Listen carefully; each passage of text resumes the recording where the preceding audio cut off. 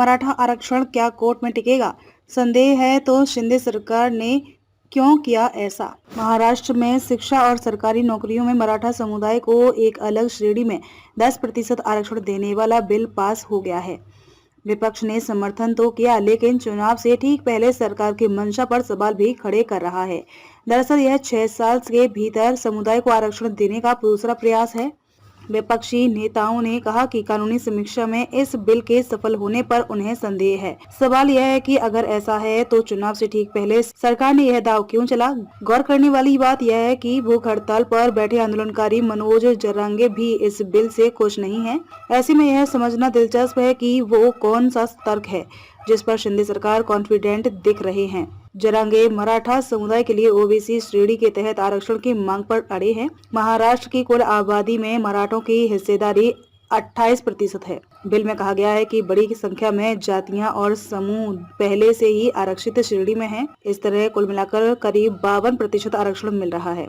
ऐसे मराठा समुदाय को ओबीसी श्रेणी में रखना पूरी तरह से अनुचित होगा। विधेयक में कहा गया है कि मराठा वर्ग का पिछड़ापन पिछड़े वर्गों और विशेष रूप से ओबीसी से इस मायने में अलग है कि यह अपने प्रसार के मामले में ज्यादा व्यापक है। विधेयक में प्रस्ताव किया गया है कि एक बार आरक्षण लागू हो जाने पर 10 साल बाद इसकी समीक्षा की जा सकती है। राज्य में अभी दिए 52% आरक्षण में अनुसूचित जाति को 13%, अनुसूचित जनजाति को 7%, ओबीसी को 19%, विशेष पिछड़ा वर्ग को 2%, बाकी अन्य के लिए है। सीएम शिंदे का तर्क। कल महाराष्ट्र विधानसभा में विधेयक पेश करने के बाद मुख्यमंत्री ने कहा कि देश के 22 राज्य 50% आरक्षण का आंकड़ा पार कर चुके हैं। उन्होंने उदाहरण के तौर पर तमिलनाडु में हरियाणा को 67%, राजस्थान में 64%, बिहार में 69%, गुजरात में 59% और पश्चिम बंगाल में 55% आरक्षण की बात कही। आगे बोले कि मैं दूसरे राज्यों का भी जिक्र कर सकता हूं। हमारा उद्देश्य मराठा समुदाय की मदद करना है।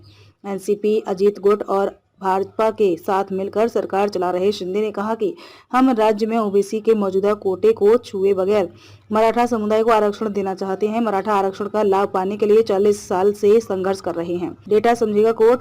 शिंदे को भरोसा है। सीएम ने कहा कि मराठा समाज सामाजिक और शैक्षणिक रूप से पिछड़ा है। स्टेट बैकवर्ड कमीशन ने यह सिद्ध किया है। 2.5 करोड़ से ज्यादा लोगों ने डेटा कलेक्ट किया गया है।